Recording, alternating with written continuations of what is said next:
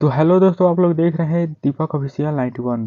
तो दोस्तों, खेसारी लाल यादव का जाए करेजा 2 का टीजर रिलीज हो चुका है। अगर आप लोग नहीं देखे हैं तो बेस्ट भोजपुरी चैनल पर जाकर उस टीजर को जरूर देखें। दोस्तों, मैं आप लोगों को पिछले वीडियो में बताया था शाम को खेसारी लाल यादव अपने गाने का टीजर रिलीज करने वाले हैं, और ठीक शाम को खेसारी लाल यादव अपने गाने का टीजर रिलीज कर दिए हैं। तो जो लोग इस टीजर को नहीं देखे हैं तो जल्द से जाकर बेस्ट भोजपुरी चैनल पर इस टीजर को देखें। टीजर तो भैया बहुत ही खतरनाक बनाया है खेसारी लाल यादव ने।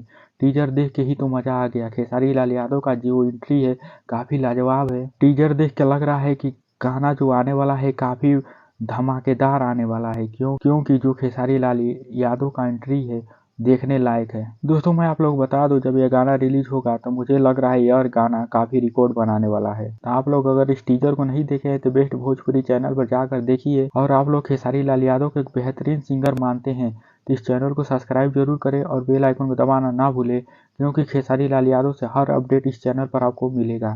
तो आप लोग इस चैनल को जरूर सब्सक्राइब करें।